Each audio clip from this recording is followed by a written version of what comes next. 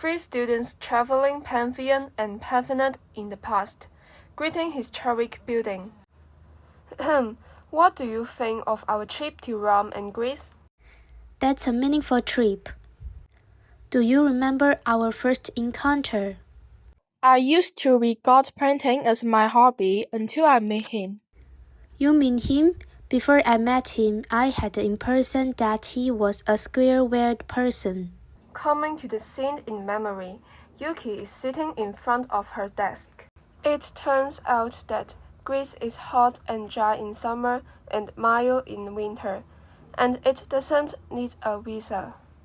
There are also the unforgettable snow scenes of Macau people in Rome.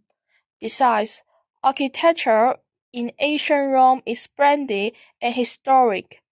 If we don't go and have a look, it will be pity. So let's go to Rome and Greece this Christmas. Yuki is urging others with a suitcase. Remember to bring your credentials. Oh, water bottles are also very important. Tap water in Rome can be drunk directly. Besides, there are many thieves there, so be careful against thieves. In Rome, Italy, the sky swept over the plain. Is this the Pantheon? Oh, this is the Pantheon. I saw a sign on this door with rows I didn't know. I like that people here are all in the veneer ceremony when they meet. It feels very interesting.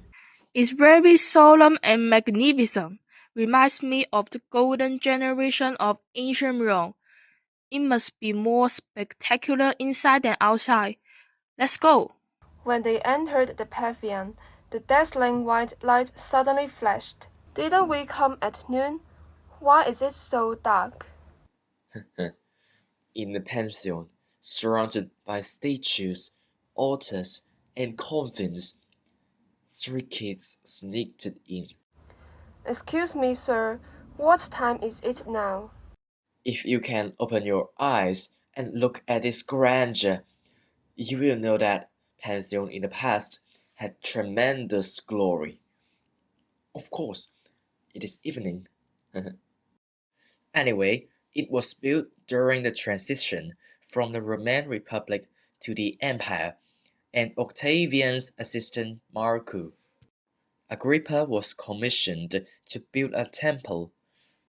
In 609, the emperor of the Eastern Roman Empire dedicated the Pantheon to Boniface IV, who renamed it Church of the Virgin and the Martyrs, which is also the name of the Pantheon today.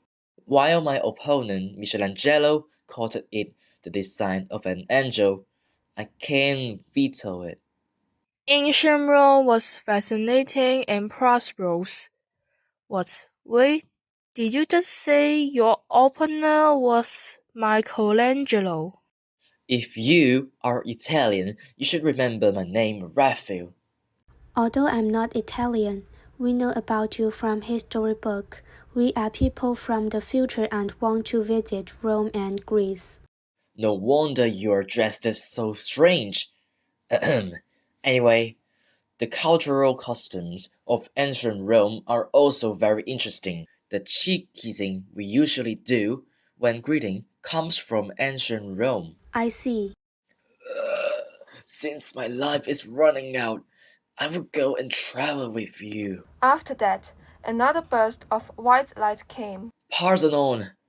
I especially like its stately Doric columns and exquisite reliefs. They are all good materials for my painting.